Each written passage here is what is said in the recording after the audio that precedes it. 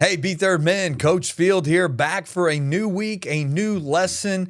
And this week we are finishing off the theological virtues of faith, hope, and charity. So for the last 2 weeks, we have been focused on faith and hope. Remember, faith is believing in something that is hard for us to grasp or see or touch or feel.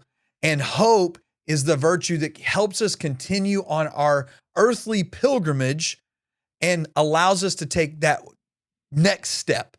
That's the virtue of hope. And our hope as B Third Men is that we put our hope in Jesus Christ and Him alone as we continue on our journey.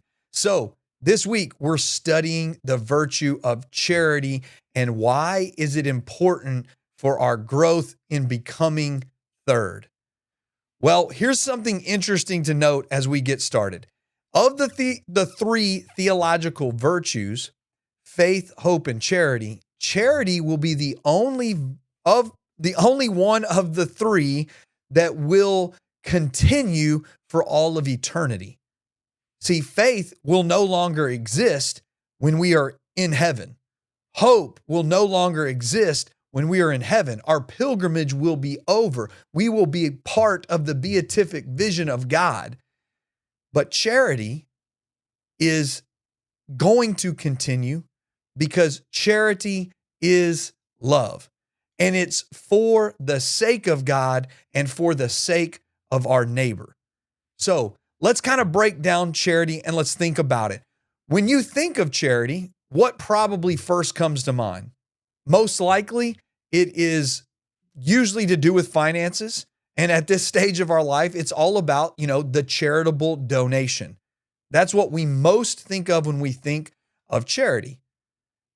But that is not what is full encompassing of charity. Sure, we can donate our money to the church. We can give our money to the poor, and it can be in charity. But here's what's ironic. It can also not be in charity because charity perfects our why. Let me say that again. Charity perfects our why. And so if we want to do things in charity, we need to make sure it is to love God first and to love our neighbor ahead of us. It is for the sake of God and for the sake of our neighbor because we love God. That's what charity is. And so here's how sometimes we can think we're giving our money away in charity, but it's not.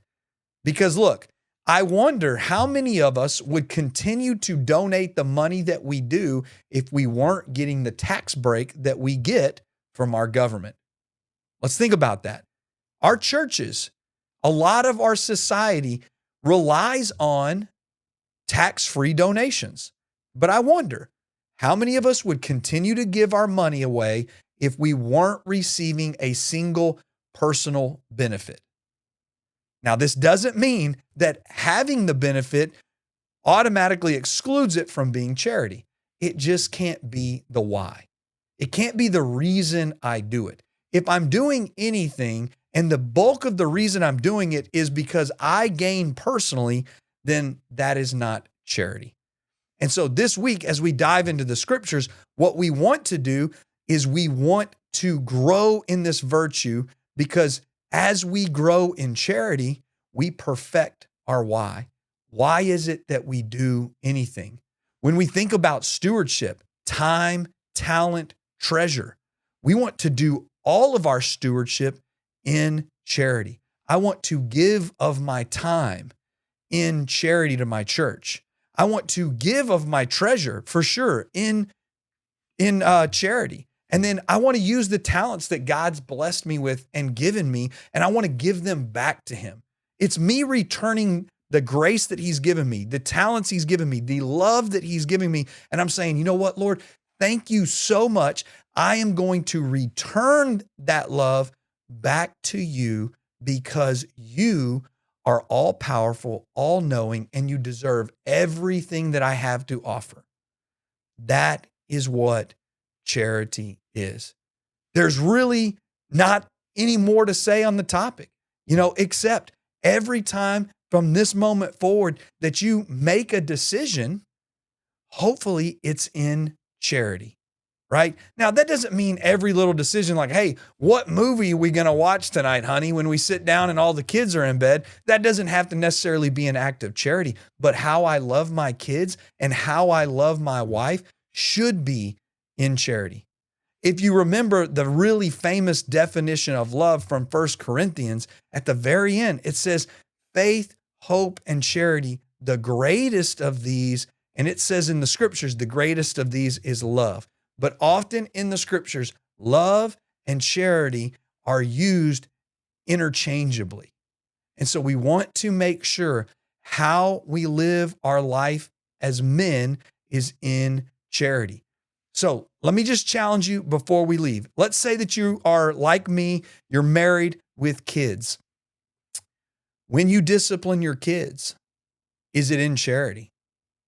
Or are you lashing out because of anger in your own heart?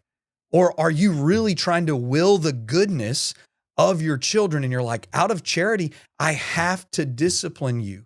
I have to, call you out in order for you to grow. When you love your spouse, is it in charity? Is it willing her goodness? That is the goal. And then for those men right now who are not married, maybe you're a college student, why are you going to school? Is it an act of charity when you go? Are you responding to somebody else's charity? If your parents right now are paying for your college, then out of love for them and out of the return of their gift to you, you should work as hard as you can to honor their desire for your goodness.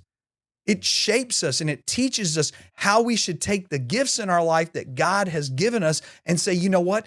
All of the goodness that I have in my life is yours, Jesus. And because I want to be a person who lives out this virtue of charity, I want to offer it back to you. So this week, we're focused on that. We're going to dive into the scriptures. We've got some great passages that are going to highlight what this looks like. And men, I'm telling you, if we grow in this virtue, because Paul says in Romans, I don't know chapter and verse off the top of my head, that basically we can do all of these good things. But if we do not do it in love, or we do not do it in charity, it's almost like we didn't do it at all. So every day in our journey to becoming third, we need to perfect our why. And that's what the growth of the virtue of charity will do for each and every one of us. It's going to be a great week, continuing to study God's word with you and breaking this virtue wide open so that it can change our lives.